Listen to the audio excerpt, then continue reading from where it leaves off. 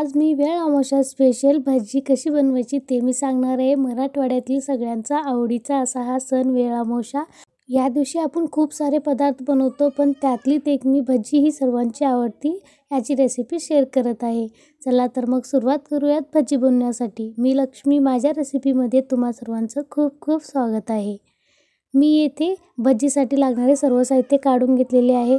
लाल तिखट मिरची, हळद, जिरा, लसूण अद्रकाचा पेस्ट, कढीपत्ता, हिरवी मिरची, चिंच, मीठ, तसेच कोथिंबीर आणि सर्व सोले, मी सर्व प्रकारचे सोले येथे उकडून घेतलेले आहे। त्याचबरोबर कांद्याची पात, मेथीची भाजी हे देखील स्वच्छ धुवून कट करून घेतलेले आहे। तर मग भजी बनवायला सुरुवात करूयात। मी येथे 2 वाटी इतकं बेसनचं पीठ घेतलेले आहे। आता यामध्ये पाणी घालून मी याचं पेस्ट बनवून घेणार आहे। डायरेक्ट पण पीठ घालू शकतो, पण गोळे गोळे होते म्हणून मी अशा प्रकारे बनवत आहे। डायरेक्ट घातलं तर खूप गोळे गोळे होते आणि जास्ती मेहनत देखील लागते। असे केल्याने खूप इझी स्टेप आहे ही। आता याला मिक्स करून ठेवलेले आहे। आता हे मिक्स करून झाल्यानंतर आपण फोडणी देऊयात। आता मी इथे एक पॅन घेतले आहे। पॅनमध्ये 2 ते 3 चमच इतकं मी तेल घातलेले आहे। त्यामध्ये मी मोहरी घालत आहे। मोहरी अशी तडतडून झाल्यानंतर मी यामध्ये जिरे घालत आहे। आता हे छानपैकी परतवून झाल्यानंतर यामध्ये मी अद्रक लसणाचा पेस्ट घालत आहे। याला परतवून घ्यायचं आहे। हे छानपैकी परतवून झाल्यानंतर जी मी काश्मीरी मिरची घेतलेली आहे 2 ते 3 मी यामध्ये घालणार आहे। ते पण यामध्ये छानपैकी मिक्स करून घ्यायचं आहे। यामुळे खूप छान असा टेस्ट येतो। आता यामध्ये फ्राय करून घेऊयात। याचबरोबर मी इथे कढीपत्ता घालत आहे। याला देखील फ्राय करून घ्यायचं आहे। आणखीन तुम्ही माझ्या चॅनलला लाईक केला नसेल तर लाईक करा व माझ्या चॅनलवर नवीन असाल तर सबस्क्राईब करा, तसेच बेल आयकॉनवर देखील क्लिक करा। आता हे सर्व मिक्स करून झालेले आहे। त्याचबरोबर मी येथे जे चिंचेचं पाणी आहे ते काढून घेतलेले आहे। आता ते यामध्ये मिक्स करायचं आहे। आता मी येथे हिरव्या मिरचीचा ठेचा यामध्ये घालत आहे। तुम्ही या ठिकाणी लाल तिखट पण यूज करू शकता, पण हिरव्या मिरचीमुळे खूप छान असा टेस्ट येतो भजीला। आता यामध्ये मिक्स करून घेऊयात। आता हे पूर्णपणे मिक्स करून झाल्यानंतर मी यामध्ये चवीनुसार मीठ घालत आहे, थोडीशी हळद।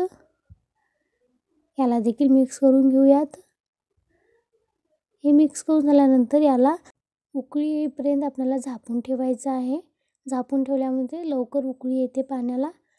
बघू शकता आता छानपैकी उकळी आलेला आहे। आता याला थोडंसं फिरवून घेऊन यामध्ये जे आपण बेसनचं पीठ ठेवलं होतं ते यामध्ये घालायचं आहे। आता हे यामध्ये मिक्स करून घ्यायचं आहे आपल्याला। बघू शकता येथे खूपच टेस्टी आणि झणझणीत अशी ही भजी बनते। ही आपण 8 दिवसासाठी देखील स्टोअर करू शकतो आणि खूपच टेस्टी लागते। आता याला शिजवून घ्यायचं आहे। हे पूर्णपणे शिजून झाल्यानंतर आपल्याला यामध्ये सोले घालायचे आहेत। मी सोल्यासाठी इथे वाटाणा, आवरा, त्याचबरोबर तुरीची शेंगा यामध्ये मिक्स केलेले आहे। त्याचबरोबर थोडे शेंगदाणे देखील मी घेतलेले होते। आता बघू शकता हे छानपैकी शिजून झालेले आहे। आता याला आणखीन झाकून 2 मिनिटांसाठी शिजवून घ्यायचं आहे। आपण हे छानपैकी शिजवलं तरच आपली भजी टेस्टी बनते आणि जास्ती दिवस देखील राहते।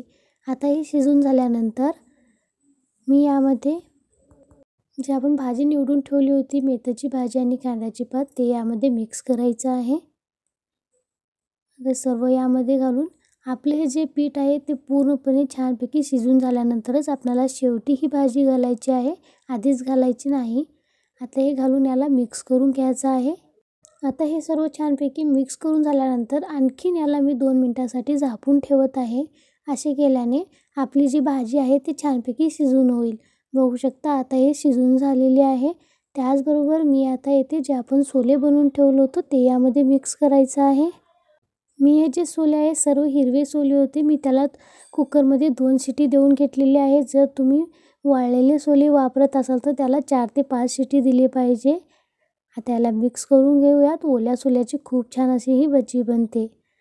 आता हे छानपैकी मिक्स करून घ्यायचं आहे। आता हे मिक्स करून झाल्यानंतर आणखीन 4 ते 5 मिनिटांसाठी आपल्याला याला झाकून ठेवायचं आहे।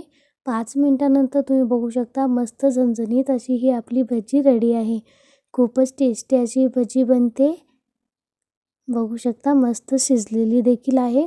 आता ही एवढी घट्ट आहे म्हणजे थंड झाल्यावर तर एकदम परफेक्ट अशी ही भजी बनून रेडी होते. मी यावरती थोडीशी कोथिंबीर घालत आहे कट करून. तर मग कशी वाटली ही माझी रेसिपी? आवडल्यास माझ्या चॅनलला लाईक, शेअर, सबस्क्राईब करा. तुम्ही हा माझा व्हिडिओ शेवटपर्यंत बघितल्यामुळे तुम्हा सर्वांचं खूप खूप धन्यवाद. चला तर मग पुन्हा भेटूया अशाच एका छानशा रेसिपीबरोबर.